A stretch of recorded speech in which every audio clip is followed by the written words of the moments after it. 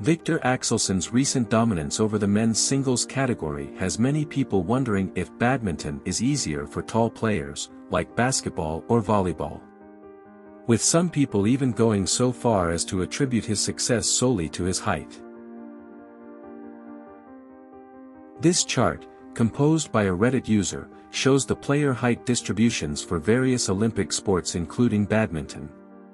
It is immediately clear that badminton athletes were actually among the shorter ones, which quickly disproves that particular theory.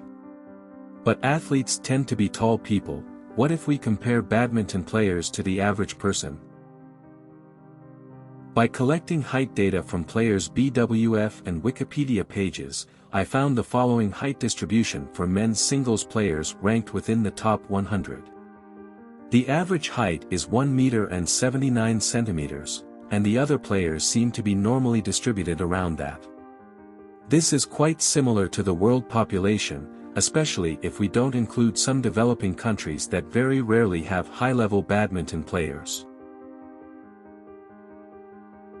But what about the very top players? The top 100 might be normally distributed, but being tall could still be an advantage to truly excel like Viktor Axelsen does.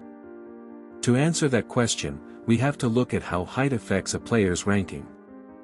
If being tall was a consistent benefit for players to rise through the ranks, we would expect a scatter plot that has a concentration of players ranging from the top left to the bottom right. Instead we find this. A seemingly random mess in the middle with some occasional outliers. The tallest player being Toma Jr. Popov at 1 meter and 96 centimeters tall, and the shortest being Uriel Francisco Canjura Artiga at only 1 meter and 65 centimeters. When we look at past world champions, we find that it's also unlikely that top players are getting increasingly tall. The very first world champion, Flemming Delfs from Denmark, was only 1 centimeter shorter than Axelsen at 1 meters and 93 centimeters. This is him with Rudi Hartono, the second world champion, who at 182 was by no means a short man either. In conclusion, badminton is a sport that can be practiced successfully by people of all heights. While both short and tall players may have their unique advantages, in the end it's usually the best player that wins. And that is a great and inspiring note to close this video on.